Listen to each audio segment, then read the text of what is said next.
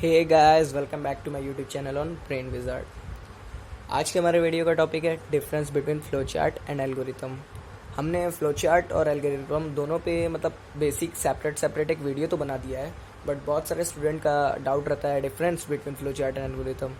सो ये वीडियो आज उसी पे है, फ्लो चार्ट और एल्गोरिथम का डिफरेंस। और C++ किसी भी प्रोग्रामिंग लैंग्वेज के लिए हमारी कह सकते हैं बेसिक नीड है flow chart. So exam point of view से भी ये बहुत इंपॉर्टेंट है और दोनों में डिफरेंस देख लेते हैं। सो बिना टाइम वेस्ट किए अपने वीडियो को करते हैं start and let's see the difference between flow chart and algorithm. So first point देख लेते हैं फ्लो चार्ट में। It is a graphical representation of any solution, यानी कि किसी भी सॉल्यूशन को ये ग्राफिकल फॉर्म में दिखाता है। फॉर एग्जांपल हमने पहले भी वीडियो में डिस्कस किया है, इसमें बहुत सारे सिंबल्स के यूज़ होते हैं, जैसे for example Oval shape, rectangle shape, diamond shape etcetera. मतलब कि ये सारे जो भी सीक्वेंस होंगे उसको एक ग्राफिकल फॉर्म में शो करता है। But in case of algorithm it is a step by step description of solution in English like sentence, यानी कि एक सारे जो भी प्रॉब्लम है उसको स्टेप बाय स्टेप लिखेगा, लेकिन इंग्लिश लाइक सेंटेंस में, ईजी लैंग्वेज में। फॉर एग्जांपल जैसे हमने ये सारे एल्गोरिथम के पॉइंट लिखे हैं, पॉइंट 1, पॉइंट 2, पॉइंट 3, सारे एक इंग्लिश लाइक सेंटेंस में ही है, और ऊपर से point wise step by step है, तो ये भी हम कह सकते हैं ये पूरा एक एल्गोरिथम है। सेकेंड पॉइंट देख लेते हैं फ्लो चार्ट का।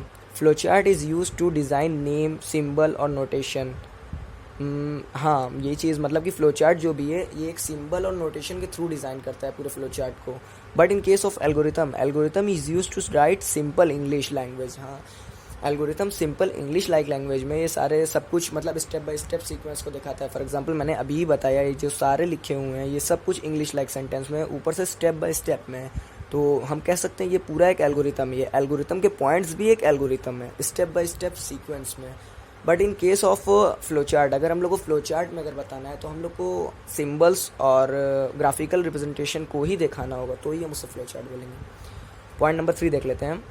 It is more time consuming. Yes of course, जब हम लोग पूरा फ्लो चार्ट बनाएंगे, स्टार्ट करेंगे ग्राफिकल रिप्रेजेंटेशन में, A to Z ऊपर से नीचे तक पूरी लाइन हम लोग बताएंगे स्टेप में, और ऊपर से ग्राफिक्स के फॉर्म में, तो उसमें टाइम तो कंज्यूम होगा ही पूरे सारे सिंबल्स बनाने में, ओवल वगैरह। But in case of algorithm it is less time consuming. For example हम लोग इंग्लिश लाइक सेंटेंस में ये हम लोग लाइन बाय लाइन लिख रहे हैं, तो इसमें कौन सा बहुत ज़्यादा टाइम लगेगा, सो ये बहुत लेस टाइम कंज्यूमिंग है।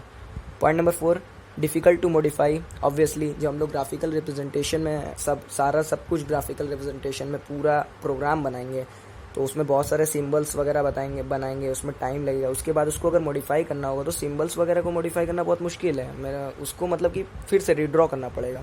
But in case of algorithm easy to modify, जैसे हमने ये लाइन लिखा, इसमें कुछ भी एरर वगैरह उसको आराम से हम लोग नॉर्मली कट करके लिख सकते हैं। बट फ्लो चार्ट में ऐसा नहीं होता, उसमें तो ग्राफिकल रिप्रेजेंटेशन है, तो उसको हम लोग को सारा फिर से बनाना पड़ेगा, कुछ भी गड़बड़ हो गई तो। नेक्स्ट पॉइंट देख लेते हैं। In flow chart difficult to debug errors. अभी मैंने ये डिस्कस किया कि मतलब फ्लो चार्ट में अगर हमने कुछ भी बनाया ग्राफिकल रिप्रेजेंटेशन में और उसमें अगर एरर आ जाते हैं तो उसको मतलब क्योर करना बहुत मुश्किल हो जाता है, पूरा फ्लो चार्ट हम लोग को काट वाट के फिर से बनाना पड़ेगा। But in case of algorithm easy to debug errors. Algorithm में कोई भी एरर आया था तो उसको हम लोग नॉर्मली कुछ भी कट करके लिख सकते हैं। फॉर एग्जांपल यहाँ अगर हमने एल्गोरिथम में कोई एरर आ गया तो एल्गोरिथम को हम लोग नॉर्मली कट करके उसके आगे लिख सकते हैं जो भी एरर है। तो ये थे हमारे 5 important difference between algorithm and flow chart, और इतना मेरे ख्याल से बहुत है किसी भी कॉम्पिटिटिव एग्ज़ाम या सेमेस्टर वाइज एग्ज़ाम के लिए। इससे ज़्यादा डीप में तो मुझे नहीं लगता कि कभी कोई एग्ज़ाम में पूछता है। Now let us take an example of odd and even program and see the basic difference between the algorithm and flowchart.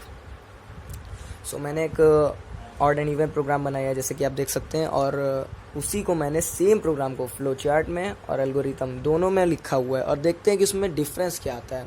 सो मतलब जिसको अभी ऑड एंड इवन का भी प्रोग्राम नहीं आता तो उसके लिए मैं थोड़ा सा हिंट दे देता हूँ। ऑड एंड इवन प्रोग्राम मतलब हम लोग सी में बनाते कैसे हैं। ऑड एंड इवन प्रोग्राम का मतलब कोई भी नंबर अगर मैंने दिया, अगर वो ऑड है तो वो 2 से डिविजिबल नहीं होगा, और अगर इवन है तो वो 2 से डिविजिबल होगा। तो हम लोग इसमें कंडीशन देते हैं कि अगर नंबर 2 से डिविजिबल है और डिविजिबल होने पे 0 आता है तो वो इवन नंबर है, और अगर 2 से डिविजिबल होने पे 0 नहीं आता है तो वो ऑड नंबर है। इतना ये बेसिक प्रोग्राम फॉर्मेट है ऑड एंड इवन प्रोग्राम का। So let us see with flow chart. Flow chart में सबसे पहले देखिए, मैंने पहले ही बताया था कि इसमें ढेर सारे सिंबल्स के यूज़ होते हैं। सबसे पहला सिंबल यहाँ यूज़ हो रहा है ओवल शेप। फिर यहाँ ओवल शेप यूज़ होता है स्टार्ट और स्टॉप के लिए, तो हमने प्रोग्राम स्टार्ट किया, सबसे पहले ओवल शेप देके प्रोग्राम स्टार्ट किया। नेक्स्ट स्टेप में वो नेक्स्ट आता है आपका कौन सा, डायमंड। डायमंड क्या होता है, कंडीशन देने के लिए। सबसे पहले प्रोग्राम स्टार्ट हुआ, एग्जीक्यूट हुआ, उसके बाद वो कंडीशन में गया। कंडीशन में हमारा क्या है, if n is divisible by 2 equal to 0, यानी कि अगर जो नंबर है वो 2 से डिवाइड हो गया और 0 आया तो ये कंडीशन अगर ट्रू हुई, अगर वो डिवाइड हो गया तो ये प्रिंट करेगा इवन। ये देखिए ये हमारा सिंबल है rectangle, sorry parallelogram, parallelogram symbol में क्या होता है, इनपुट आउटपुट के लिए। तो यहाँ पर ये आउटपुट के लिए सबसे पहले प्रोग्राम स्टार्ट हुआ ओवल शेप से, उसके बाद नेक्स्ट वो कंडीशन में गया डायमंड शेप में, n is divided by 2 modulo 2 sorry equal to 0। अगर कंडीशन ट्रू हुई, वो डिवाइड हो गया तो वो प्रिंट करेगा इवन, और अगर कंडीशन फॉल्स हो गई, वो डिवाइड नहीं हुआ, इक्वल नहीं आया, 0 नहीं आया, तो वो प्रिंट करेगा फॉल्स। यानी फॉल्स में क्या प्रिंट करेगा आपका, ऑड। इवन तो उधर प्रिंट करेगा अगर कंडीशन ट्रू हुई, कंडीशन फॉल्स हो गई तो प्रिंट करेगा ऑड। उसके बाद दोनों ही प्रोग्राम एंड हो जाएंगे। एंड भी हमारे ओवल सिंबल से होगा। तो इतना देखा आपने, ग्राफिकल रिप्रेजेंटेशन में हमने डायमंड सिंबल दिया, ओवल सिंबल दिया, पैरेललोग्राम सिंबल दिया, उसके बाद हम लोग को कंक्लूजन मिला। एंड नाउ हम same odd and even program को एल्गोरिथम के थ्रू समझते हैं। तो एल्गोरिथम हमने बताया ही, ऊपर ही पढ़ा कि इंग्लिश लाइक सेंटेंस में लिखा होता है स्टेप बाय स्टेप। तो एल्गोरिथम में स्टेप नंबर 1 में क्या होता है, स्टार्ट, सबसे पहले प्रोग्राम एग्जीक्यूट हुआ। स्टेप नंबर 2 इंटर नंबर, सबसे पहले कोई नंबर लेगा, उसको चेक करने के लिए वो इवन है या ऑड है। Step number 3 check if number is modulo 2 equal to 0, यानी कि अगर नंबर 2 से डिवाइड हो गया और रिमाइंडर मिला 0 तो प्रिंट क्या करेगा, इवन नंबर। ये स्टेप 3 था। अब step 4 else print F odd, अब एल्स में जाएगा, अगर नहीं डिवाइड हुआ तो ऑड प्रिंट करेगा। और स्टेप नंबर 5 में एंड। तो ये देखा आपने, बेसिक डिफरेंस देखा कि एल्गोरिथम में कितना आसानी से, मतलब मैंने सिर्फ 5 ही स्टेप में एकदम आराम से लिख दिया। But in case of flow chart हमने इतना सारा ग्राफिकल रिप्रेजेंटेशन किया तब ये बना। और फ्लो चार्ट में हम उसे ईजिली मॉडिफाई भी नहीं कर सकते। अगर हमको इसको मॉडिफाई करना है तो सारा, मतलब इसमें हम क्या, मतलब सिंबल थोड़ी इरेज करेंगे, सारा फ्लो चार्ट काट के फिर से बनाना पड़ेगा। बट एल्गोरिथम में ईजिली हमने जो भी स्टेप मिस्टेक किया है, एरर होगा, उसको आराम से काट के नेक्स्ट स्टेप में लिख सकते हैं। यही था basic difference between flow chart and algorithm. So hope so आपको वीडियो पसंद आया होगा, और वीडियो पसंद आए तो please like and subscribe. Thank you.